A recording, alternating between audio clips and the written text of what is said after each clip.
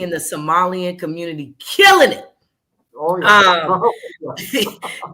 Oh man, shout out to my Somalian friends in Kenya. They're doing some great work out there. I want us to talk about a certain topic that I'm really, really passionate about: real estate. Yes. Real estate. Yeah. A lot of my clients from the diaspora as well, they're really interested in real estate. What are Yes. your feelings around, not even feelings, what is the state of real estate? Because I usually tell them it's really popping and they're like, you're just saying that so that you can sell us to us. But really, as from an Oh. African American who is living here, how does that look like in here? Yeah, now the real estate industry in Kenya is popping. It's been on a incline for the past 3 to 5 years in regards to attracting foreign investors. You're seeing the Somalian community killing it. Oh yeah. Oh man, shout out to my Somalian friends in Kenya. They're doing some great work out there. But Kenyans are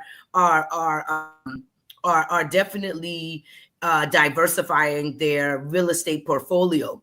One of the things that is more interested in Kenya is land proposition and acquisition of land in Kenya, and that you do have options in actually ownership as an expat, as a foreigner, to obtain land through leasehold, which Kenyans and foreigners can get leasehold land. It's only leasehold land because the government is taxing it, right? And then your freehold land is more of that community, tribal family land, almost heirs land here in the U.S.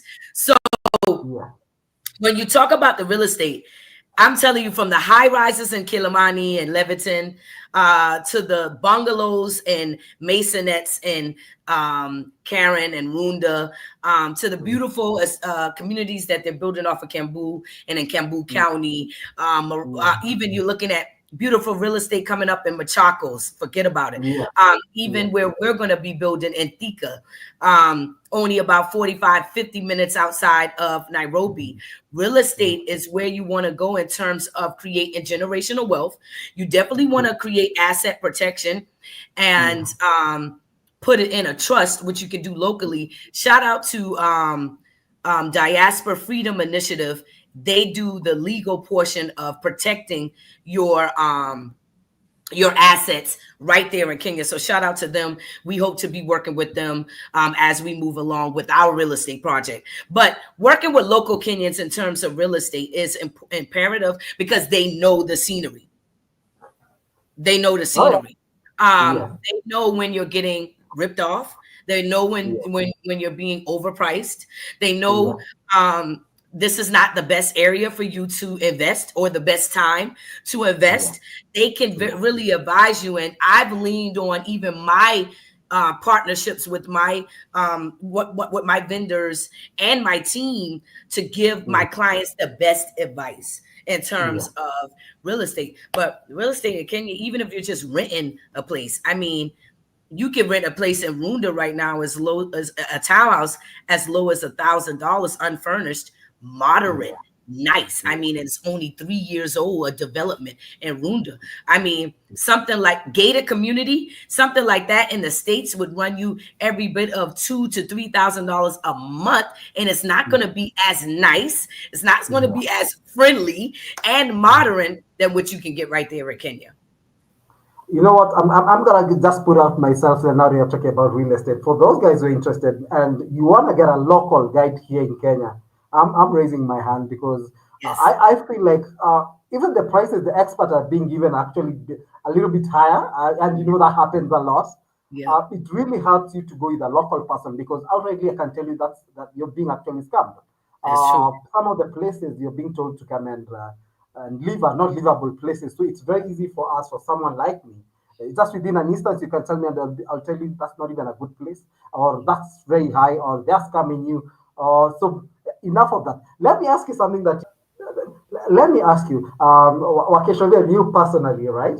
One of my favorite places in Kenya is actually not in Nairobi. I usually tell people, even expat, there's actually more to Kenya apart from Nairobi. Nairobi is a very good hub, it's modern, but the other places, my personal favorite place is Nanyuki. Have you been to Nanyuki? Oh yeah, several times. We take our guests to Nanyuki all the time, and we have a good time going up there because you got to go to Mount Kenya, then we go to Thompson Falls. Yeah. We always stop at the tree trout or the trout tree. Is it? Yes, the tree trout. And oh my God, if y'all haven't been to that restaurant, it's the best I trout. know. You haven't? You haven't been or you been? I've been there. Even my wife, she's just looking at me because I took her there. We went there, Oh, I think last year, but right. Yes, oh, lovely, lovely on the trees, and then you in have the the tree. trees. Yes, Yeah, our yeah. guests love it every time we take them. So yes, I've been to Nanyuki. I mean, 100. Um, and then even the Choma on the way to Nanyuki when you pass by Juja, is one of my favorite places to go. But I'll tell you, I have two favorite places now that I like Yeah, in Kenya. yeah, Nairobi is one of my favorite, but excluding Nairobi, yeah. I have fell in love with Thika. I love Thika town. I love Thika. It's dope as heck. First That's the off, first.